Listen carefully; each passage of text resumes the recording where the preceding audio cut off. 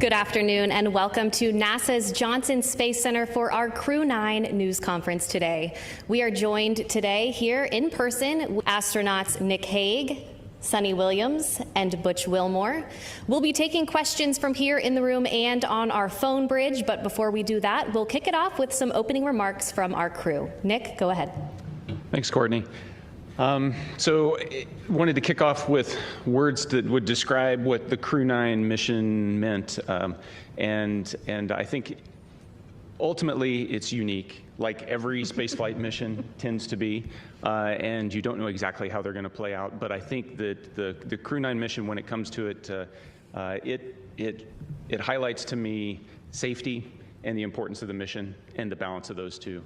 As you all know, back in the early fall, NASA was balancing the safe return of Suni and Butch with the need to continue the mission that's been going on board the space station for 2.5 decades up there, performing research for the benefit of humanity. And so there was a decision made to send Alex and I up with a couple empty seats and integrate Butch and Suni into the crew of Crew-9. And then bring them back at the end of a long-duration spaceflight mission. And so we sit here today, minus Alex, who's recuperating in Russia right now with friends and family, thankfully. And we sit here as a testament to the success of that mission. So I look forward to answering your questions. Suni? Yeah, sure.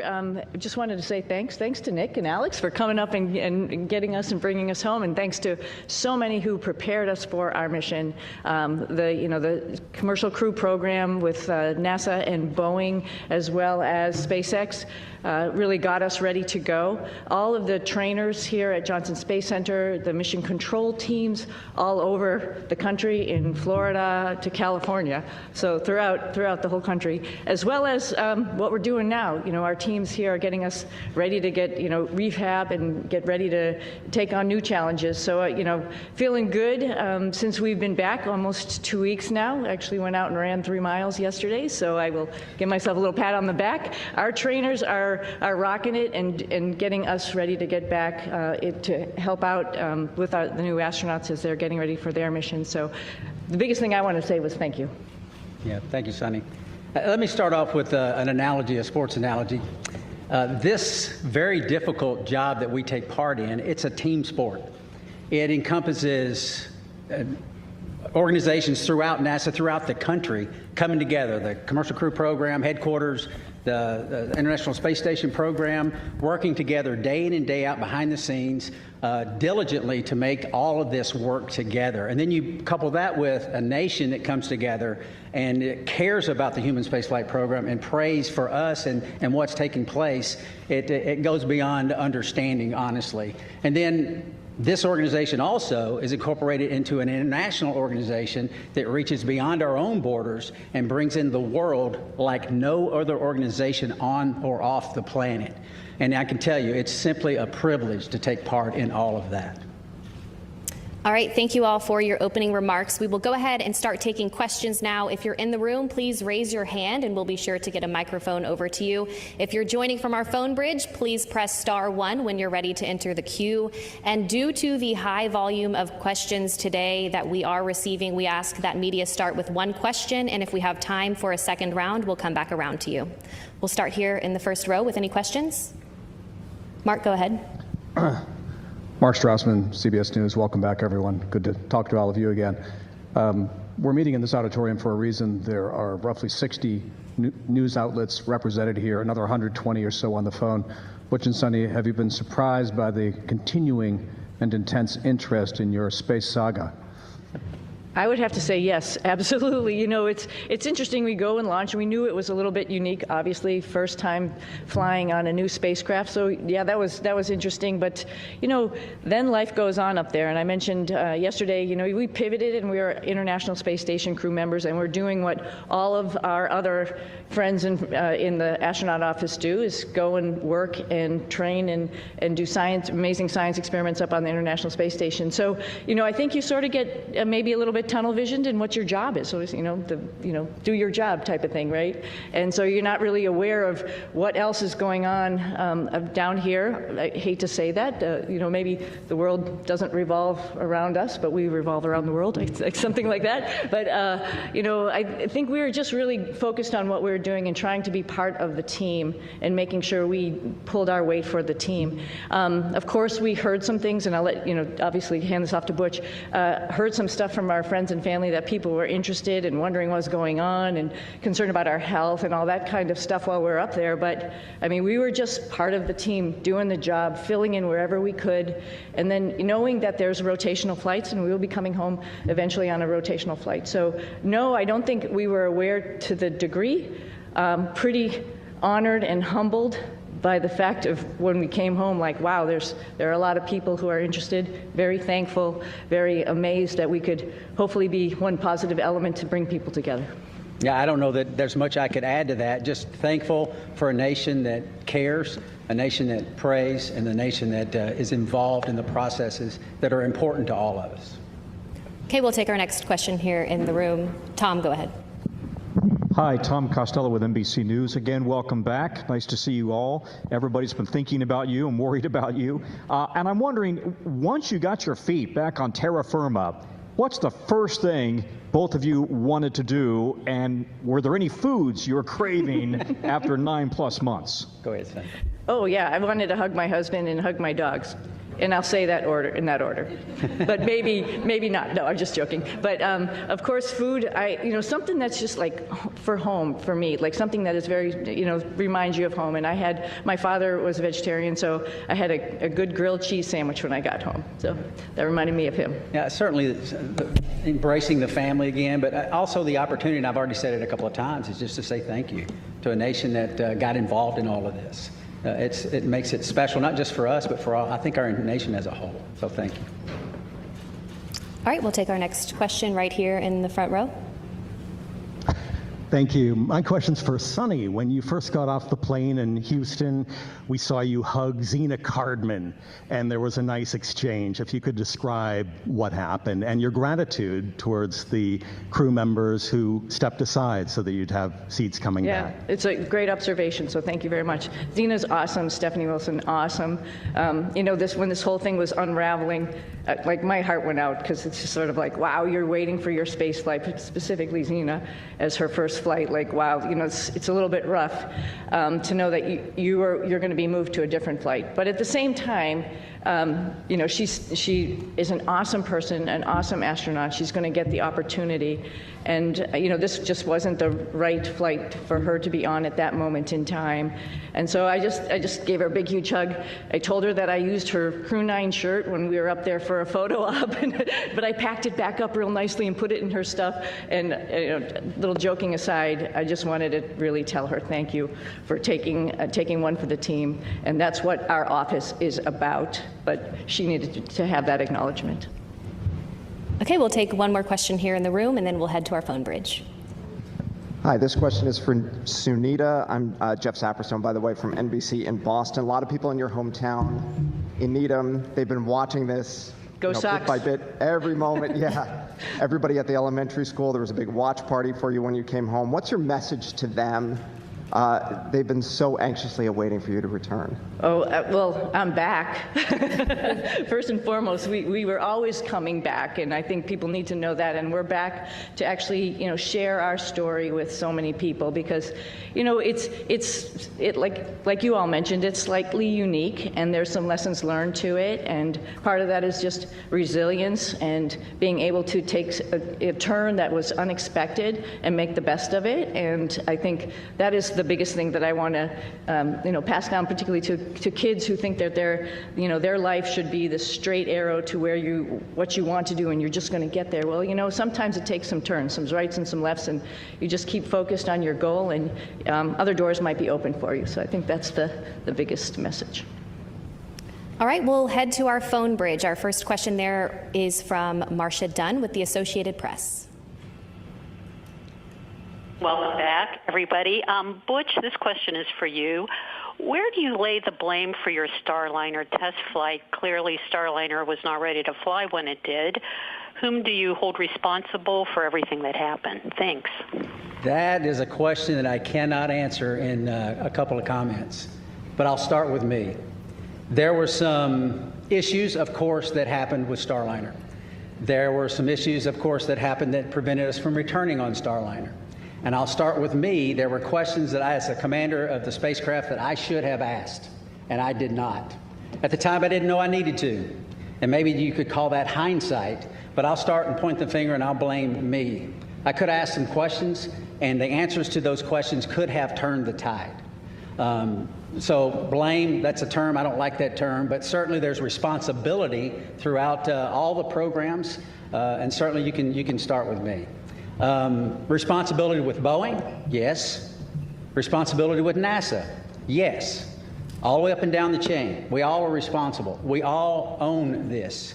And we are, in this business, trust. You cannot do this business without trust. You have to have ultimate trust.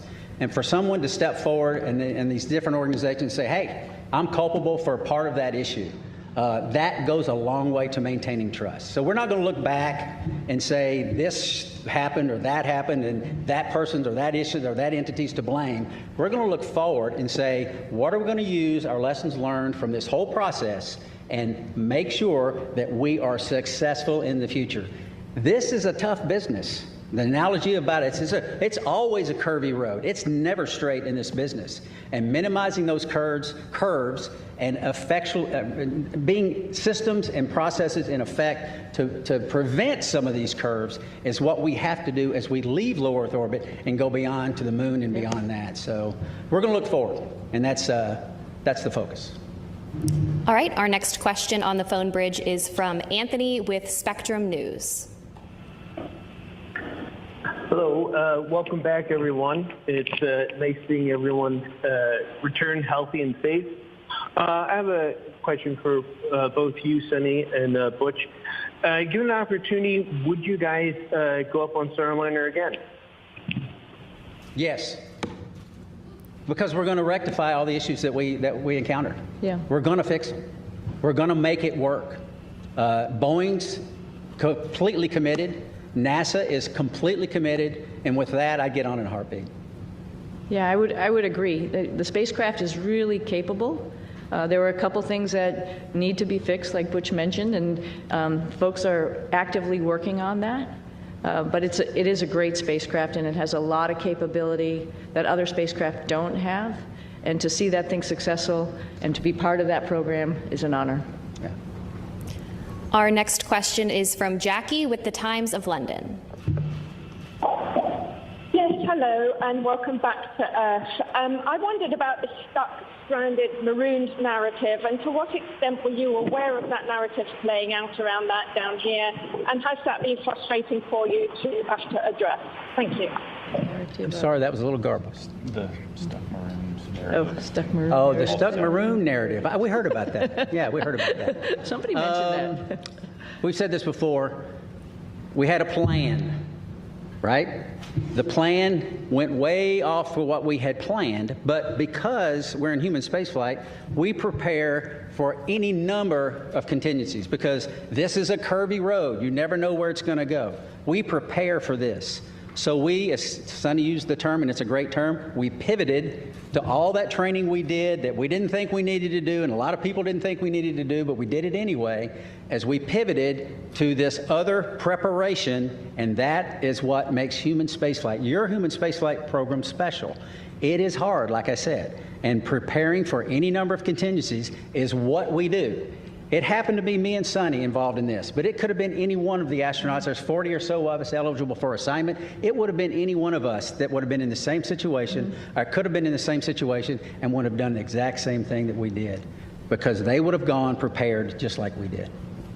Yeah, and one addition to that, this is a lot bigger than Butch and myself, like we've talked about already, this is the International Space Station program, and there's a lot of wheels that are turning and wickets that we have to go through to get people up to the International Space Station to do all of the amazing science that we're doing up there. We recognize that, we know that, just like anybody else in the astronaut office, and we came, as Butch has mentioned before, prepared, and we were ready to do that pivot and be part of that bigger thing that's not just about us, knowing that everybody on the ground, there's a huge team of people, like I quickly mentioned in my quick thank you, but there's a huge group of people who are looking at the whole program and understanding how and what was the best time and way to get us back home. We knew that, and we were ready to wait until that decision was made, and that was fine. And I'll also add that we're grateful for people that, I don't think they were looking just at us when they make recommendations. We can do this, we can do that. They're looking what's best for the human spaceflight program, for our nation's goals. They're not looking just about Suni and Butch. And we appreciate those entities that do that and reach out and say, hey, we can do this, we can do that, we can do that. And NASA says, hey, we got a plan, we came prepared, here's what our plan is, and we think this is the best plan because it doesn't disrupt the flow of how these missions lay out. So, and that's the one we went with. All right, we'll take our next question here in the room. Andrea, go ahead. Thank you guys for being available today. So your mission became unusually political. Given your experience, do you think other astronauts are going to get nervous that they could be caught in the middle of a political fight? And is there a point where, this starts to jeopardize safety of a mission when you start looking at all these politics that come into play? Thank you. I think Nick's got some good insight on that. Good job.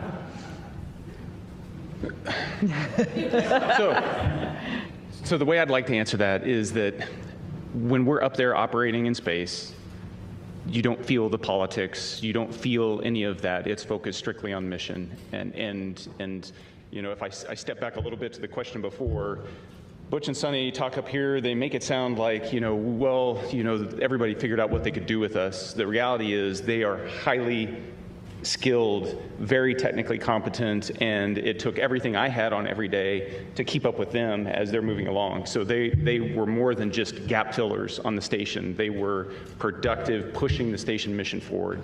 And Suni was the station commander, so she was calling the shots. So you get in that environment, that operational environment, the politics, they don't make it up there. We are working as a part of an international team that spans the globe and works with half a dozen mission control centers spread around the globe that are talking in multiple languages, and we just figure out how to make it happen. And that's the magic of human spaceflight, is that we can focus on something so positive that pulls people together, and we've been doing that for a long time. Yeah. All right, we'll take our next question here in the room.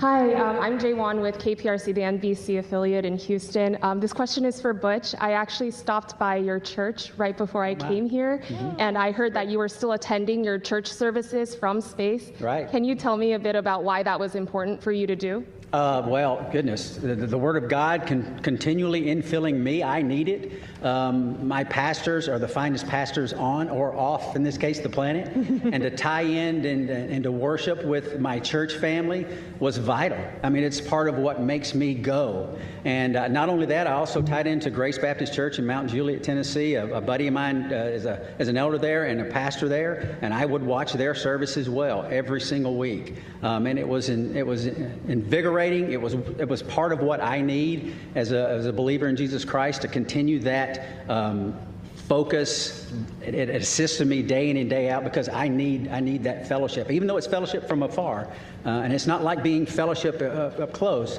but still I need it. So yeah, thank you for that. Okay, we'll head back to our phone bridge. Next up is Ryan with NASAspaceflight.com. Hi, thank you. For the whole crew, of course, this narrative that's being pushed out has made your mission probably the most popular NASA mission to the general public for as long as I can remember, probably since the retirement of the shuttle. But for the whole crew, do you think this extra attention has been a net positive or a net negative for the agency's sort of popularity and the spaceflight industry as a whole? Thank you. I'll start with this one. Yeah. it's, again, an honor that actually people were paying attention. And I'm very thankful that people are paying attention. And, you know, sometimes good news, bad news, it's just news, and it's good for space exploration, and that's what we're all about. You know, our mission, of course, building and working on the International Space Station was just awesome, and we all had the opportunity to do that. But we also have bigger goals of exploring our solar system, going back to the moon, going on to Mars. And to get people understanding that it is hard, it is difficult, and what we do up there is really awesome. And I think at least that we had a little bit of that came with the interest in this mission. And if we can perpetuate that and tell people a little bit more and have the opportunity, the forum to do that, I'm very thankful for that. All right, our next question is from Nicole with the Canadian Broadcasting Corporation. Hi there. Could you perhaps talk about how difficult it was being away from your friends and family, particularly since you hadn't prepared for that?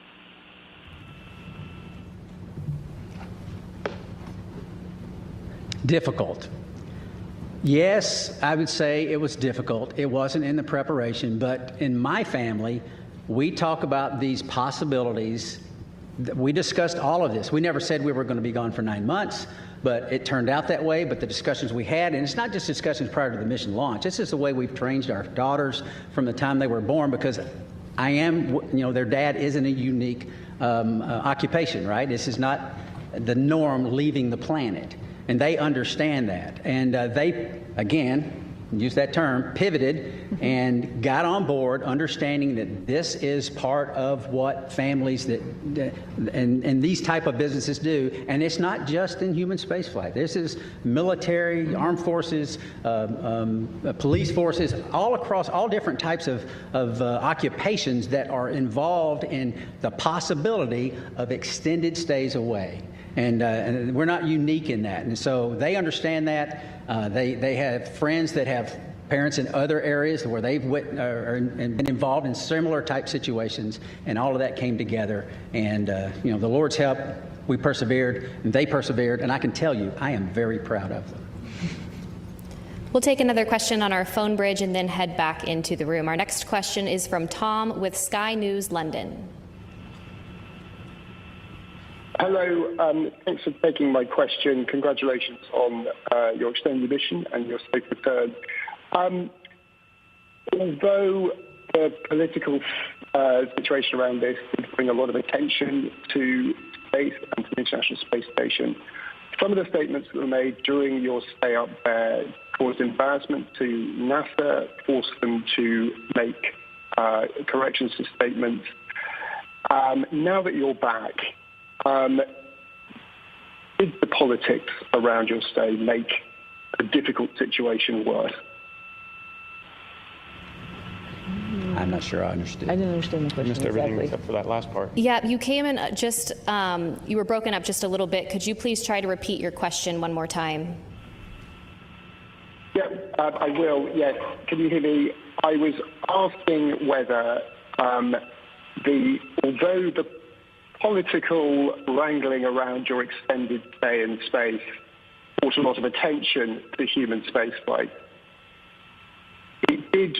Some of the political statements raised caused embarrassment to NASA, forced to make denials about various things that were offered and not offered, and sometimes to your astronaut colleagues. Did the politics around your mission make a difficult situation worse? Yeah, thank you for the question. I talked about how the politics kind of, they don't make it up there when we're trying to make operational decisions. So as the commander of Crew-9, responsible for the safety of this crew and getting them back safely, I can tell you that the entire time up there, I launched with that singular objective of showing up to the station and having to integrate Butch and Suni into a crew with Alex and myself. And then we were planning, from day one to return toward the end of February. That all predicated on the fact that we would have a replacement crew show up and we'd have adequate handover with that crew before we left. That's important to maintain the mission of the International Space Station, to continue pushing research and exploration. And that was never in question the entire time. There were a lot of options that were discussed, and the ground team and the team on the ground, we've alluded to it a couple times already, is gigantic, and everybody was working with singular focus on how do we end the Crew-9 mission at the right time and maintain the safety and the success of the space station mission. Launching in September, given all the unique dynamics surrounding this mission, and coming back originally targeting the end of February and hitting the middle of March, that's pretty much on target if you look at the track record of human spaceflight. It's dynamic, it's challenging, the weather doesn't always cooperate, but we figure out how to make it work. All right, we will take our next question here in the room. Fox 26 here in Houston. Welcome back to H-Town. Suni and Butch, both of you all have a long history of being active and athletes, but with that being said, obviously you all spent nearly 9 months in space. What does that recuperation and recovery process look like getting acclimated back here to Earth? I'll start. I can tell you we have a group of individuals, astronaut strength conditioning and rehabilitation specialists. And we are directly integrated with them day in and day out. They send us protocols to work out. And I can tell you, I'm not as young as I used to be, but I was stronger on space station doing more weight and more reps on exercises than I have in my entire life. Because this group of professionals work to get us stronger and stronger and stronger. We're trying to minimize muscle atrophy, minimize our bone loss. So if we go to other planets, the moon and other planets in the foreseeable future, that we will be able to function when we get there. It's a whole science built around this team of individuals that are working to help us better understand human physiology and what zero gravity does to it and how we can mitigate the effects of the bone loss and the muscle atrophy. So day in and day out, I worked out every single day. We went into quarantine on the 22nd of April. And starting on the 22nd of April, I never missed a single day of workout because your body can recuperate in zero gravity. It doesn't have the normal stresses of gravity on it all the time. So you work out real hard, you hurt for an hour, and it finally fades away and you're ready to go the next day. So I applaud those individuals. They are making huge gains in the preparation to go beyond low Earth orbit. And it's science that is taking place day in and day out and has for years, and we're still learning and we're still progressing. Yeah, at like day 265 on the ARED, because it counts all your days that you go and do a workout, I was thinking, I wish the hay was in the barn. But every single day, just like Butch is saying, you got to get on the machine and work out. And it actually is a really great stress relief to be able to have that time up there and run or bike or lift weights. It's really great. And the folks that Butch is talking about, is along with the nutritionists, really are looking out for us and making sure that when we get back here to planet Earth with gravity, we'll be able to function. So yeah, it's an adjustment when we get back, and they're here right with us from day one when we landed, ready to evaluate us and see how we're doing, and then work on a protocol to get us back. And like I said, I sneakily went for a run yesterday, but that's all as a result of their hard work. Yeah, I mean, who would even imagine that you come back from 10 months in space, roughly 10 months, and within a week you run 2 miles at an 8-minute pace. I mean, that's not even conceivable that the body could handle that. But these folks get us ready to where those type of things happen. Okay, we'll take our next question here in the room. Yes, hello. I'm just wondering, there are a lot of people that depend on jobs here in the aerospace industry in the Houston area, 23,000 total. Wow. In the past, when there have been issues with NASA spacecrafts, there have been delays, and now we have another issue with the Boeing Starliner. Is there any concern that your issues with Boeing may delay future projects, future missions? And what would you say to one of your fellow astronauts before they go up on another test flight? Well, that's a great question. Yeah, it's a great question. And I think we all have alluded to it. There's lessons learned. And that's like a piece of hope, right? We're not just sitting here doing the same thing over and over again, and we're learning from every mistake potentially, or maybe a decision that we've made and how we could make that better and do better the next time. When we go to the moon, we won't have an International Space Station to maybe take a stop at. We really have to get it right. And because of our mission, I think that highlighted some areas where maybe we need to work on and get it right for our fellow astronauts. I think they're encouraged encouraged by that, right? You learn and you move on and you get better. And I think that's part of the learning process. It's part of the exploration process. I mean, we are scheduled on Wednesday to meet with Boeing leadership, the program managers, senior chief engineers, to discuss some of these issues. They want to come together with us, Suni and myself, because we lived through this with them, and get on board with what the future looks like. And having flight crew with background in test and acquisition involved in the processes going forward to make sure that we're dotting every I and crossing every T. But still, that doesn't mean that you're guaranteed success in anything. Like we've said many times, this is a tough business. And we're learning all the time to go further and further and further. We'll take another question here in the room. I'm Chang from New York Times. This is for all of you guys. I was wondering if you could sort of talk about your personal future. Sorry. There's been a lot of talk about this uncertainty about the future of the human spaceflight program, suggestions that ISS should be deorbited in a few years, there should be a pivot from the moon to Mars. How do astronauts feel about these potential changes? And 3 years is a lot longer than 8 months. So we've each been able to do multiple missions to the space station. And I'll let Butch and Suni add on to this, but one of the things that I noticed was a dramatic increase in the complexity and just the weightiness of the experiments that we were conducting this time around on the station since 6 years ago when I was last there. And it just gives you this sense that we are in the golden age of the space station right now in terms of the return on investment and what we're able to do there. And it's not just focused on return to benefit the Earth. It's also focused on enabling all those things that we're going to need as we go to the moon and on to Mars. And so I am really optimistic when I think about the future of human spaceflight. Yeah, I would add on to, it was over a decade since I've been up there last, and I was pretty excited about what was going on. There was a lot going on when we first got there. It was an honor to be working with Crew-9 and seeing all that they were doing and just trying to help them with their stuff, and then, being, prime, moving up to the prime spots for Crew-9 and Expedition 72 as we took on a lot of experiments ourselves as well as spacewalks. And what the space station is doing to help us in exploration is really encouraging, and it's exciting. And I'm a little envious of the future astronauts. The guys who are coming behind us, they're going to have so many wonderful opportunities to do the same as us, add to that exploration, add to trying to find the answers to the next questions. It's going to be an exciting future. So I'm not worried about aerospace industry. I think there's a lot going on, and it's a great time to be in it. We'll take our next question right here. Hi, Ed Lavandera with CNN. Thanks for taking the time today. When you re-entered the Earth's atmosphere and came back to gravity, can you talk specifically about any kind of weird either sensations or experiences that you've had dealing with that over the last couple of weeks? And more importantly, did you know that you guys had been greeted by dolphins when you splashed out?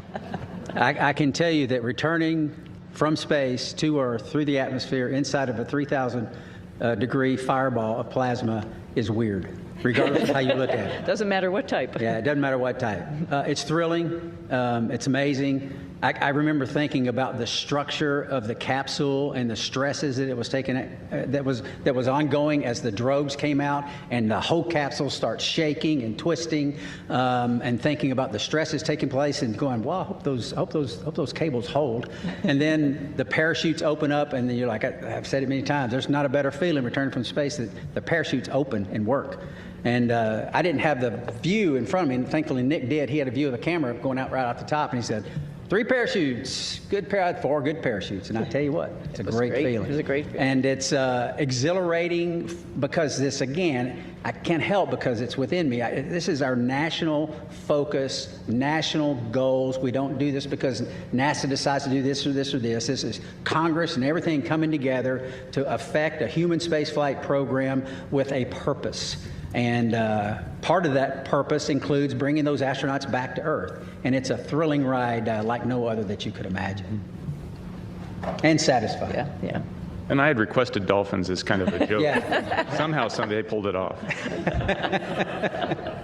Yeah, I just hats off, like Butch said, to Nick for, he's just commentating the whole way down. So there was obviously, we had trained this and gone over it while we were up on the space station and reviewed, but just to hear everything as it was ticking along, it's just really awesome to, like, you can envision it. You had a display, I think there's a camera that goes up, right, to see it. And Butch and I both had a window on either side where we were, and I was watching through the window as much as I could, but then all of a sudden, you know, with the heating, it glazes over, and then you can't see outside. A funny thing that happened, though, after you can't see, you can still sort of see through it. We knew it was daylight, and we knew the folks were coming out to rig the spacecraft, and I see a little tennis shoe sort of going in front of the window, so I'm like, okay, our friends are here getting us ready to get back on the boat, and that was pretty special, too. I didn't see a fin, though. I wish I had saw a fin. Okay, we'll head to our phone bridge. Our next question from Margaret Smith. Hi, everyone. This is Margaret Smith from Worcester, Massachusetts, the home of Robert Goddard, who started it all. Thanks for taking the time today. And my question to both of you is, for those who maybe are not especially familiar or who may sort of question the need for the space station, can you all make the case for why that work is important? Why the station work is important. Why the space station is important? Oh, the space station is amazing, right? So just sort of like we've talked about a little bit earlier in this conversation, so we're doing a bunch of stuff, like Butch alluded to, physiology, understanding what happens to humans as they're in space for a longer period of time.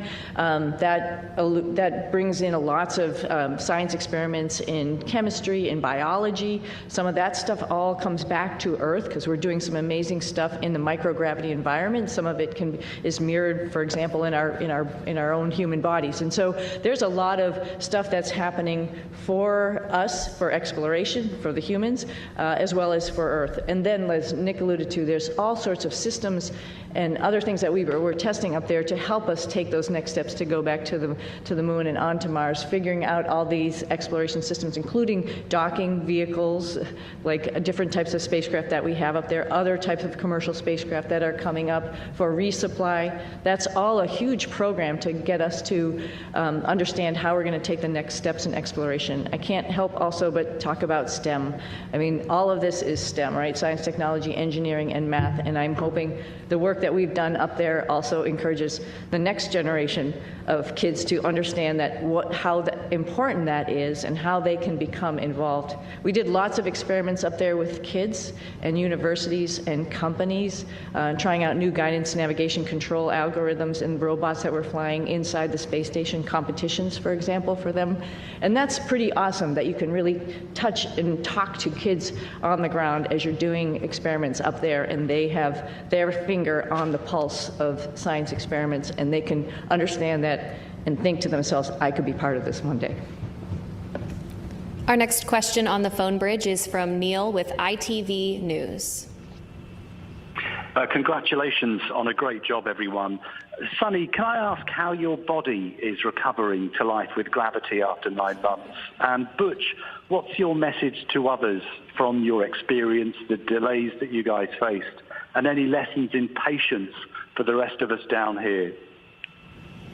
Oh, I think I'm doing okay. I was just joking around and showing off a little bit, but no, seriously, we talked a little bit about our group, the Astronaut Strength Reconditioning folks that are getting us back in shape, and every day feeling better and better. It's pretty much a miracle to see how your human body can adapt. I mean, the first day we got back, when all of us came down the ladder and greeted everybody, it was we were all a little bit wobbly at that time, and it's amazing within 24 hours how the neurovestibular system kicks in, your brain understands what's going on. And then the agility and the weightlifting that occurs in the next week that makes you feel good enough to actually, like I mentioned, go out, run, actually lift weights, get in there, do squats and deadlifts and stuff already. That's pretty incredible. So I knew it was going to happen. We all knew it. We've all flown before. We all knew that there's just this little bit of a hump to get over, and then you can get back on it. Hope to do a couple of races in the springtime. Yeah, I think the clear message is that, like I said when I started, it takes a team. It takes a team of motivated and passionate individuals We don't have a human spaceflight program. You don't have folks sitting up here in a blue suit without the massive team that's making it all happen. We get to ride the pointy end of the rocket. It is wonderful. We get to go to the space station. We're the arms and the eyes for PIs here on Earth. They're the ones that are doing the hard work. We're just setting up and doing and switching and changing. So it takes a team, and I would say any part of this team is a great and wonderful place to be, and because we're proud of all of them, because we don't have it without them. Our next question is from Marcia Smith with Space Policy Online. Thanks so much for taking my question. Butch, you mentioned that you were going to be meeting with the Boeing leadership to talk about Starliner, and I'm wondering, are you surprised that after all these months, I mean, it's been almost, 7 months since Starliner landed, that they still haven't resolved all these problems? And will you and Suni be assigned to work with them over these next many months getting Starliner ready? Okay, so a couple of questions there. Am I surprised? I'm not surprised. I mean, this, like we've said it several times again, human spaceflight is hard. It's not that no work has been done to this point. There's a great deal of work being done. But we have insight that not many other people have. We worked this program for 6 years before we launched. We talk to everyone up and down the chain of command, and we have insight that other people don't have. And we want to share that as much as possible. We tried to share it from orbit, but that's hard, right? We're not face-to-face is how you communicate. It's very difficult to communicate when you can't even see the other person that you're talking to.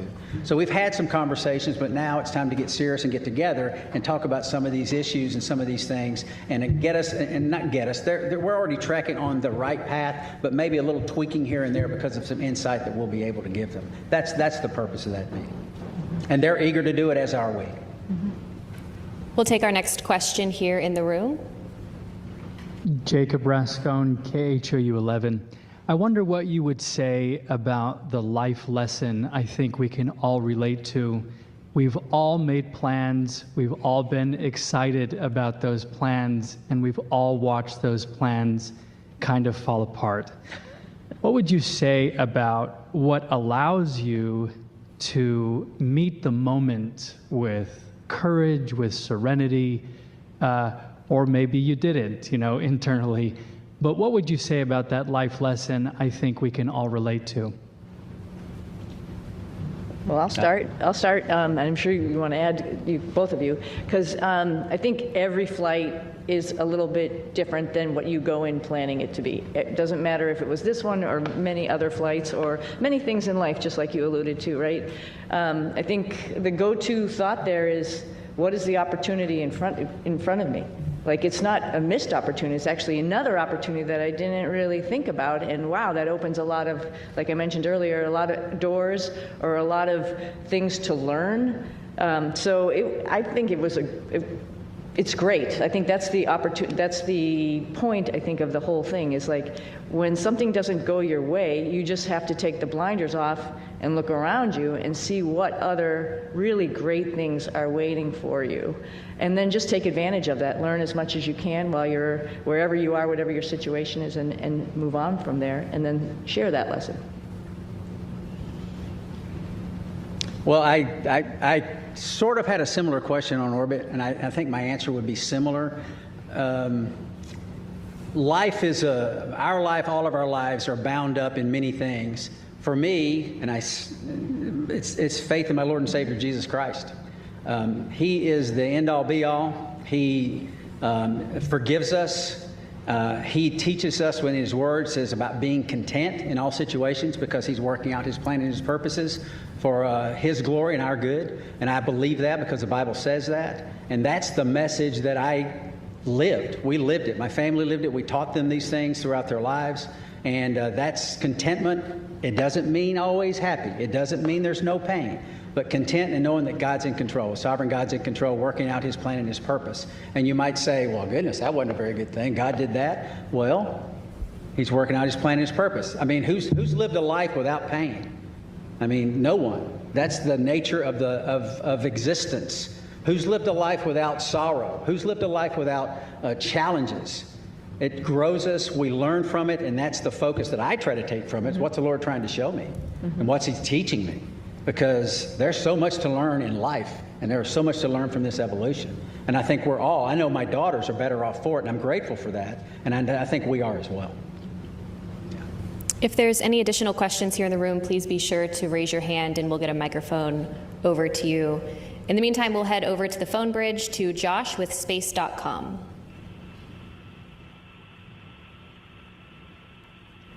Hi, Josh Dinner. Thank you all so much for doing this. This question's for all three of you. What were the most out of this world and your favorite experiments or tech demos you got to be a part of on this mission? And for Williams and Wilmore specifically, did the extension of your mission create any new opportunities for experiments or research that was not originally planned for the expedition? You start. Sure. So while I was up there, we performed about 150 different experiments. Of those, the ones that you know the most about are the ones where you end up being one of the guinea pigs in the experiment.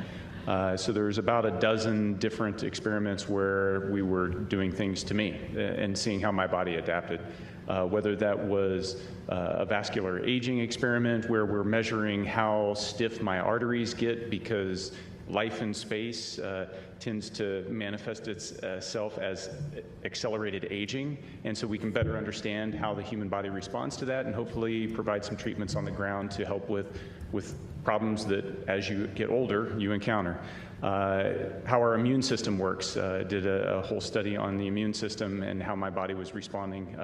Life on orbit tends to suppress the immune system, and why does that happen? We're trying to understand that so that we can help design better treatments on the ground, but also understand how we can support crews that go deeper into space on longer missions. Probably one of the most shocking experiments. Butch and Suni got to watch me wire myself up to muscle stimulation pads and shock myself and trying to figure out how do we keep our muscles strong when we don't have access to all the equipment we have on the International Space Station, because as we go to the moon and on to Mars, that's a lot of extra mass, and if we can do it with smaller equipment, maybe that works. The side benefit of that is anybody that's been bedridden on the ground, that's also a treatment for how you can support somebody that's been kind of tied to a bed for a long period of time and help keep them healthy. So there's a benefit directly to the ground. That's three of them. They're all interesting, and I'm one of many subjects, and it takes years to get enough subjects to go through the space station to be able to generate enough data to draw some conclusions. And so that's why research up there takes a long time. But the value is clear. Just very briefly, there's some medications on Earth that work well with a certain age group, but the same medication doesn't work so well with another. So it's a capillary flow experiment to try to understand how that medication is flowing through our bodies, and maybe there's something we can figure out as to why those things are. And we're trying to figure that out, and that's very beneficial, obviously, to mankind, and may benefit some of our families one day. And I just want to highlight some other science that's going on up there, because we have just an amazing person, Don Pettit, who's up on the space station getting ready to come home. And every day he's up to something and just trying to highlight what microgravity does and how it is, as well as amazing photography, which I'm sure a lot of you have probably seen out there. And the fact that he can take a picture of a red sprite or a blue jet and have a picture from the space station looking down on a lightning cloud is just incredible, and it enlightens all of us into what is actually going on in the universe. And that's just simply because he's curious, and that is something that's actually, like I said, we're sharing and we're showing off to everybody, like, wow, we think we know what's going on, but we really don't. And if you just open your eyes and make some observations, like Don does every morning at 4 a.m., we'd learn a whole lot. Yeah, so it's a great place. Don's taking potatoes he's growing and the nitrogen produced in the roots of the potatoes to nourish the peanuts that he's growing. I mean, it's pretty special. He's a special guy. He's awesome. Our next question on our phone bridge is from Robert Perlman. Hi, for Butch and Suni, you're now the first astronauts to fly on both Starliner and Dragon, admittedly one on the way up and one on the way down. Was there anything about either spacecraft that you found you liked more about the other that stood out as a feature, especially in terms of crew amenities? More Velcro on SpaceX, on Dragon. That's a crew amenity. That's a crew amenity, which would We've be talked nice. about Yeah, that. yeah, That's why I said. Yeah. You know, they're both unique and they both have their purpose and made to do the same thing, but I think what's really cool is, you know, give a problem to do for two different people and see how they solve it. Starliner is a really awesome spacecraft, like Butch had mentioned, with the integration of manual control as well as automation, as well as its vision systems. Dragon is a very comfortable spacecraft that tells you what it's doing, which is very nice versus having to interpret displays as we have done throughout the space programs with, you know, former programs, including shuttle. So they're both different, they're both unique, they both have their place in history. Very honored to have had that opportunity to see both of them up close and personal and ride them both. I don't know if I have a preference, honestly. They're both great for different reasons. Our next question on the phone bridge is from David Curley. Thank you very much. Butch, you mentioned lessons learned. Suni, you mentioned earlier about the ability of the Starliner. When you meet with Boeing, what is the overarching message you'll deliver to the company? We don't have enough time to go into all that. If you understand the spacecraft that we have now, we have Dragon, we have Orion, and we have Starliner.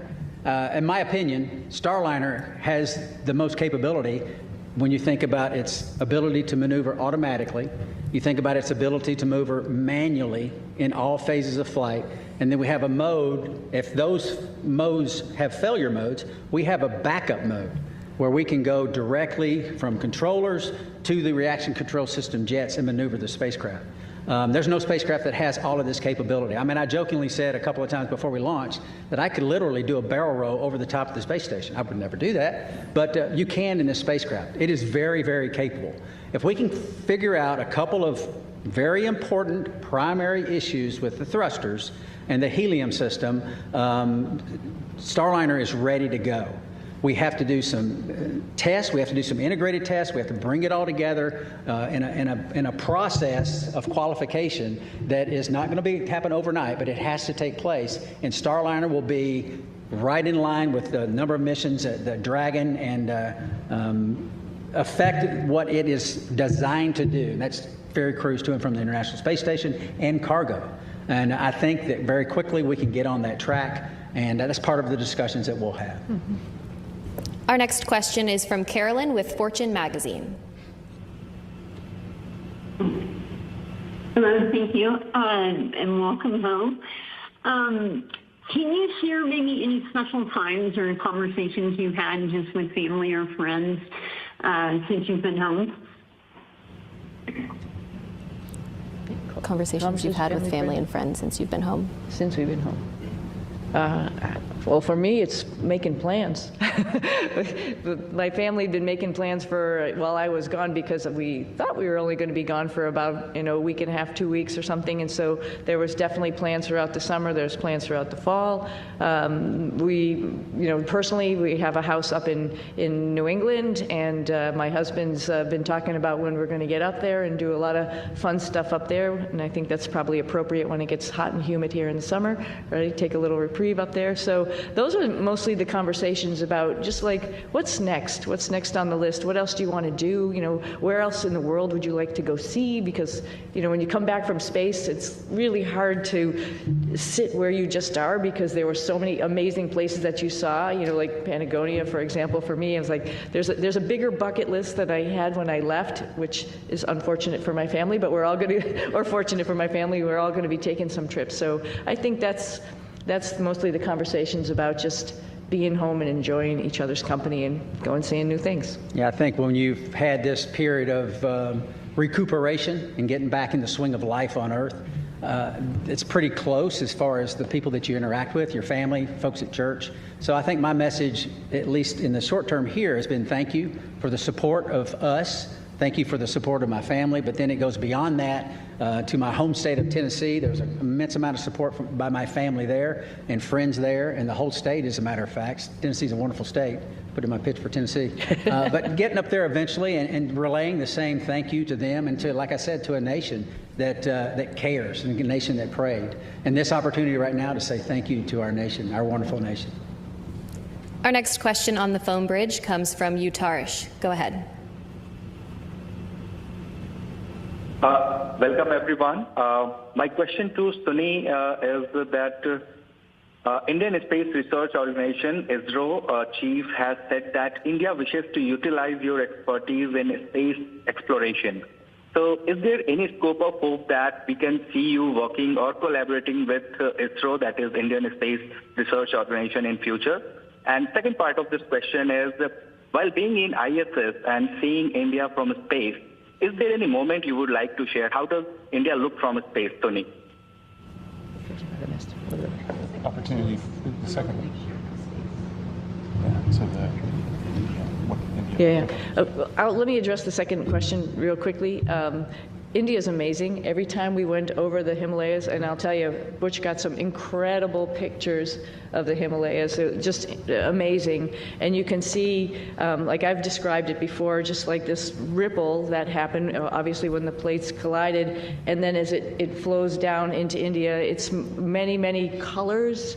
I think when you come from the east going into like Gujarat and Mumbai, the fishing fleet that's off the coast there gives you a little bit of a beacon that here we come. And then all throughout India, I think the impression I had was it was just like this network of lights from the bigger cities going down through the smaller cities. Just incredible to look at night as well as during the day, highlighted, of course, by the Himalayas, which was just incredible as a forefront going down into India. I hope, and I think for sure, I'm going to be going back to my father's home country and visiting with people and getting excited about the first, or not the first, but the Indian astronauts who's going up on the Axiom mission coming up. Pretty awesome. They'll have a hometown hero there of their own that will be able to talk about how wonderful the International Space Station is from his perspective. But I hope I can meet up at some point in time and we can share our experiences with as many people in India as possible, because it's a great country, another wonderful democracy that's trying to put its foot in the space countries, and we'd love to be part of that and help them along. Do you plan to take your crew members on that trip with you? Absolutely. You might stick out a little bit, but that's okay. We'll get you all primed with some spicy food. We'll be good. Okay, we have time for one final question on the phone bridge from Jim Siegel.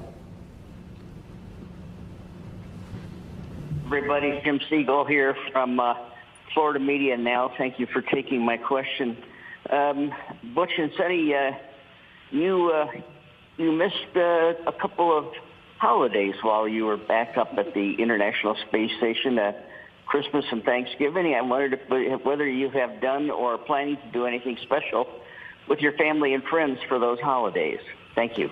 I don't think we missed them. Right. I think we celebrated every single one. We actually had a reindeer that we built and rode like a bull. I don't know if you saw those pictures, but we celebrated in style. Trust me. Oh yeah, and Nick was great because he came up anticipating that we were all going to obviously be there for those holidays. So he was like Santa Claus, had his little bag of goodies for all of us, and it was pretty awesome to have the holidays up there. It's pretty unique, and not many of us get to do that. So it was a lot of fun. But this holiday season will be special, for sure. Absolutely. Yeah.